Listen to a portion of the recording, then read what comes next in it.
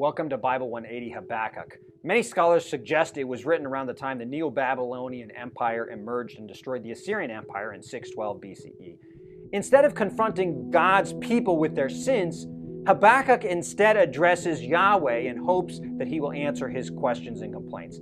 Habakkuk is struggling to maintain his faith in a God who claims to be good and powerful, while Habakkuk's world is filled with pain, evil, and injustice. He needs Yahweh's answers or some help to maintain his faith.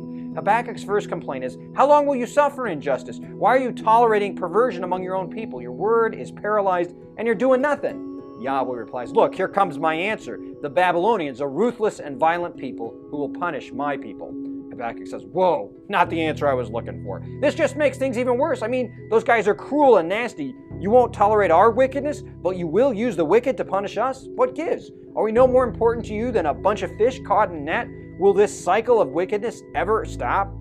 Yahweh responds, "The greedy and the arrogant are temporarily puffed up, but the righteous will live by his faith. Indeed, the wicked will be punished. Those who pile up stolen goods will be robbed. Those who get rich off unjust gains will lose everything. Woe to the nation that builds itself up by bloodshed, like Babylon. The Lord uses people in the nations, but even those whom the Lord uses will face judgment. You are all accountable to me, nations and peoples. Don't depend on other gods. They're going to fail you. If you want help and guidance, don't go to others, but to the Lord in his temple. Listen, you want a solution to wickedness? Shut your mouth and listen to what the Lord tells you." Habakkuk is overwhelmed and humbled by the Lord's answers. He says, "Truly you are good and powerful. Your glory fills the heavens and your praise fills the earth. When you come to punish, none can oppose you. Not even the earth itself could stand up against you." Habakkuk gets his answer, but the only answer by which we can live or stand, faith. The wicked one is puffed up, but he will not last. The righteous will live by his faith. The only answer to the crisis and cry of injustice is to be found in the temple. You want an answer? Listen and go where God has given you his answer in his temple, in Jesus.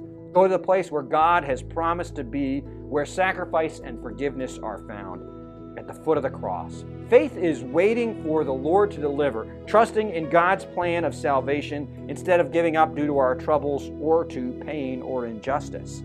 This is the righteousness that comes through faith. Nations wax and wane, but the Lord Almighty will judge and deliver the faithful.